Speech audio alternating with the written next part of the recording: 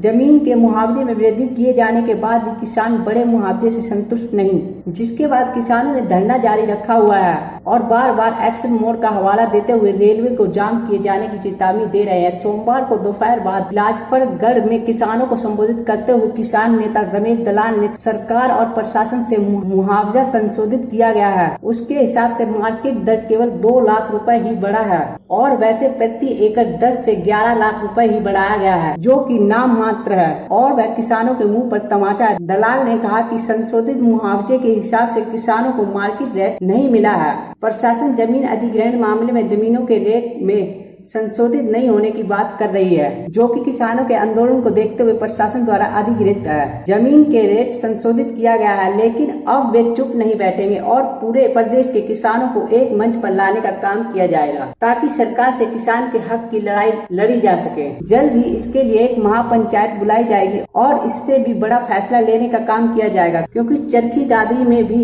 जमीन के रेटों को संशोधित होना है। वहाँ की जमीनों के रेटों का संशोधन होने के बाद आगे की रणनीति तय की जाएगी। दलाल ने यह भी कहा कि उसके द्वारा आंदोलन को स्थगित नहीं किया गया है, बल्कि एक्शन मोड में ही है और आधे घंटे का नोटिस देकर रेल को किसी भी समय रोका जा सकता है। सरकार ने जो संशोधित रेट आज घोषणा की है, वो एक तरह से किसानों के मुंह पर तमाचा है जी, नाम मात्र का बढ़ाया है।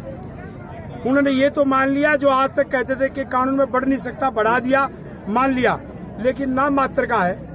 और पूरे जींद जिले के जो 7 गांव आंदोलन कर रहे थे, उनका लगभग 10 से और 11.5 लाख रुपए प्रति एकड़ मुआवजा, मार्केट दर नहीं बढ़ा है और मार्केट दर बढ़ी है सिर्फ 2 लाख रुपए, जो हमें मंजूर नहीं। और बाकी गाँव का जो मुआवजा है वो 1 लाख से और 8 लाख रुपए तक बढ़ाया है पूरे जींद का, वो भी हमें मंजूर नहीं।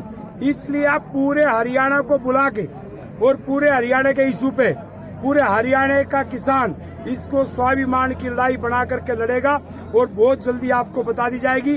और रेल रोकने का कार्यक्रम हम अभी स्थगित नहीं कर रहे हैं, एक्शन मोड में ही रहेंगे, लेकिन क्योंकि दादरी में भी लोग बैठे, वहां का भी फैसला आने दो और फिर हम आपको अगला कदम बताएंगे। वो किसी भी समय हम आधे घंटे के नोटिस पे ये रेल रोक सकते हैं, क्योंकि सरकार के अधिकारियों ने कानून तोड़ा है और जिस प्रकार से वो कानून तोड़ रहे, हमारे पास भी रास्ता नहीं बचा कि हम भी कानून को तोड़े ताकि कानून को लागू करवा सके। देश और दुनिया की तमाम खबरों को जानने के लिए सब्सक्राइब करें हमारे न्यूज बाजार चैनल को। साथ ही हर एक अपडेट से जुड़े रहने के लिए बेल आइकन को दबाना ना भूलें।